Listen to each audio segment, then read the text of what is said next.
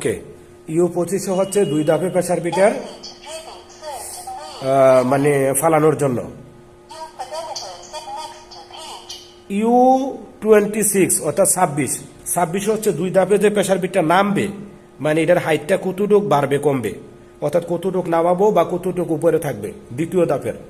এটা এখানে স্ট্যান্ডার্ড 70 থাকে, 50 থেকে 90 পর্যন্ত এটার লিমিট আছে, এর ভিতরে আপনারা করবেন। বেসিক্যালি থাকে হলো 70, আমি এখানে 50 করছি আপনাদের বোঝার জন্য, দেখার জন্য। তো এরকম ভাবে আপনাদের লাগলে করে নেবেন। তারপরে ইম্পর্টেন্ট প্রোগ্রাম কি? ইম্পর্টেন্ট প্রোগ্রাম এদিকে তেমন কিছু নাই। ইউ 46 আছে। ইউ 46 হচ্ছে টিমিং অফ অন। ইউ 46 হচ্ছে টিমিং অফ অন, অর্থাৎ এখানে অন আছে, এখন টিমিং অন আছে। যদি অফ থাকে তাহলে টিমিং হবে না। আর আমরা অনেক সময় কি করে, সিঙ্গেল ববিন যখন পুরাইতে যাই তাহলে খেয়াল রাখতে হবে ইউ 49 হচ্ছে যে ববিনের স্পিড প্লাস মাইনাস করা, অর্থাৎ আমরা যখন সিঙ্গেল ববিনটা পুরাইতে যাব এর এটা স্পিডটা হচ্ছে ইউ 49। এখানে তেমন আর ইম্পর্টেন্ট নাই। তারপরে ইম্পর্টেন্ট হচ্ছে একটা আছে, সেটা হচ্ছে ইউ 200 যদি কোনো কারণে ল্যাঙ্গুয়েজ পরিবর্তন হয়ে যায়, চাইনিজ হয়ে যায় বা অন্য ভাষায় পরিবর্তন হয়ে যায়, আপনি কিভাবে বুঝবেন? যখন ইউ 200 যাবেন, যাওয়ার পরে এখানে কয়েকটা ভাষা আছে দেখেন, চাইনিজ, ইংলিশ, এরপরে দিয়ে রাশিয়ান, তুর্কি। হ্যাঁ, তো আমরা এখানে এই যে ইংলিশে ক্লিক করব, ক্লিক করে দিয়ে এরপরে এন্টার দিব, অর্থাৎ আমাদের ল্যাঙ্গুয়েজগুলা ইংলিশ থাকবে। ইউ প্যারামিটারের কাজ এখানে এতটুকু পর্যন্ত সীমিত, মানে ইম্পর্টেন্ট ফাংশনগুলা। এবার আমরা কে প্যারামিটারে যাব। কে প্যারামিটারগুলা খুব ইম্পর্টেন্ট প্যারামিটার, সো সবাই একটু কেয়ারফুলি এটার দিকে ফলো করব। অনেক সময় প্যাডেলে পাড়া দিলে প্যাডেলে চলে না, হ্যাঁ, ইয়া করে, এটি অনেক সময় অনেকে এগুলা ইয়া করে, পরিবর্তন করে। এই যে এখানে কয়েকটা প্যাডেলের সিলেকশনের অপশন আছে, হ্যাঁ।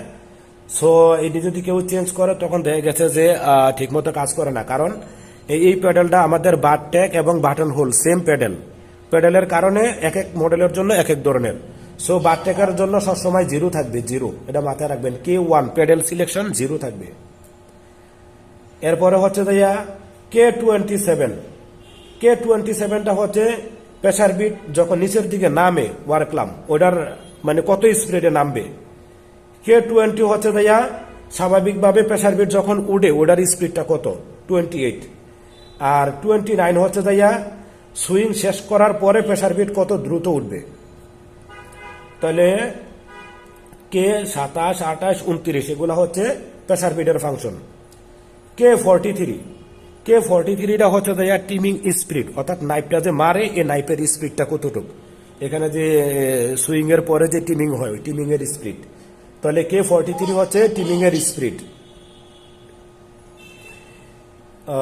তারপরে ইম্পর্টেন্ট হচ্ছে K95টা খুব ইম্পর্টেন্ট এবং সেন্সিটিভ, অর্থাৎ এটা হচ্ছে টিমিং অ্যাঙ্গেল। কোনো সময় দেখবেন যে 5টা পিস বডিতে টিমিং ঠিকমতো হচ্ছে, আর একটা পিসে যাইয়া মনে করেন যে টিমিংটা ঠিকমতো হচ্ছে না, বা অনেক সময় সুতা কাটতে একটু আটকায় দইরা থাকে, অথবা টিমিং এর পরে সুতা একটু ইয়ে হয়ে যাচ্ছে, মানে একবার বড় কাটছে একবার ছোট কাটতেছে, এরকমও হয়। সেক্ষেত্রে টিমিং অ্যাঙ্গেলটা আমরা চেক করব। এই যে K95তে যখন ক্লিক করব, ক্লিক করার পরে পাসওয়ার্ড হবে DAHOSEW, এটা হচ্ছে আমাদের মাস্টার পাসওয়ার্ড। এন্টার দেওয়ার পরে ওই যে K95 এর রেঞ্জটা হচ্ছে -10 থেকে +10। তো এটা যখন আমরা পরিবর্তন করব, খুব কেয়ারফুলি পরিবর্তন করব, খুব সংক্ষিপ্ত 0.12 এরকম প্লাস মাইনাস করে আমরা দেখব যে কিভাবে করলে আমাদের টিমিংটা প্রপারলি ঠিক থাকে। সো যদি প্রয়োজন পড়ে তাহলে এটা করবেন, নচেত দরকার নাই। K128 অর্থাৎ 128, এটা খুব ইম্পর্টেন্ট, মাথায় রাখবেন। অনেক সময় যদি এরর 25, 26, 27 এই 3টা এরর আসে, এরর 25, 26, 27, অর্থাৎ E025, E026, E027, যদি এই ধরনের কোনো এরর আসে তাহলে আমরা কে প্যারামিটারে যাব, K128 গিয়ে যাওয়ার পর এখানে 0 আছে, তো আমরা 3 করে দিব, 3 করে দিয়ে এন্টার দিয়ে দিব। এন্টার দিলে কে এরর 25, 26, 27 এই ধরনের যদি কোনো এরর থাকে এররটা চলে যাবে। অর্থাৎ এটা স্টেপিং কন্ট্রোল মেথড, যে মোটরগুলার যে কন্ট্রোল করে ওটার মেথড। এটা 3য় নম্বর পদ্ধতি। এই 3য় নম্বর পদ্ধতিটাতে দিলে তখন আর এরর 25, 26, 27 থাকে না, এগুলো রিমুভ হয়ে যায়। তাহলে এরর 25, 26, 27 এগুলো আমরা রিমুভ করতে পারবো কোথায়? কে 128 গিয়ে। যেহেতু আমার মেশিন এখন ওকে আছে, এটা 0-তে দিয়ে দিলেই ওকে, সমস্যা নেই। তারপরে ইম্পর্টেন্ট কি আছে? কে 150। কে 150 হচ্ছে সেফটি এরর, অর্থাৎ সেফটি সুইচের এরর। এটা যদি অফ করে দিই অফ, অন থাকলে অন। এটা বেসিক্যালি অনেকেই জানে। এরপরে কেউ কোনো কারণে ভুলবশত বিভিন্ন ফাংশন লাইরা ফেলাইছে, কোথায় লাড়ছে আমি জানি না, আপনি জানেন না, কেউ জানে না, বা জানলেও এগুলো একটা একটা করে রিচেক দেওয়া অনেক সময়ের ব্যাপার। সো এই ক্ষেত্রে আমরা কি করব? অরিজিনাল প্যারামিটার, অর্থাৎ অরিজিনাল প্যারামিটার যেভাবে ফ্যাক্টরি সেট থাকে ওই সেট আপটাতে আমি নিয়ে আসবো। কিভাবে নিয়ে আসবো? কে 200-তে যাব, কে 200-তে যাইয়া সেম পাসওয়ার্ড দিব, DAHAOSEW, এটা হলো আমাদের মাস্টার পাসওয়ার্ড। এই পাসওয়ার্ড দিয়ে প্রবেশ করব।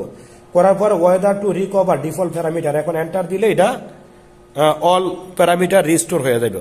অর্থাৎ প্যারামিটার যেদিকে লাড়ছে কোনো দিকে আর থাকবে না, এটা রিস্টোর হয়ে যাবে আগের মতো। কোম্পানি ফ্যাক্টরি সেট আপে যেভাবে পাঠাইছে ওভাবে হয়ে যাবে। তাহলে আমি এখান থেকে ব্যাক করলাম। এই জায়গার ভিতরে আরেকটা ইম্পর্টেন্ট আছে যে কে 241। কে 241টা হচ্ছে যে মেশিন টাইপ। এখন আমার মেশিনটা বারটেক আছে, বারটেক থেকে আমি পাসওয়ার্ড দিতেছি মাস্টার, DAHAOSEW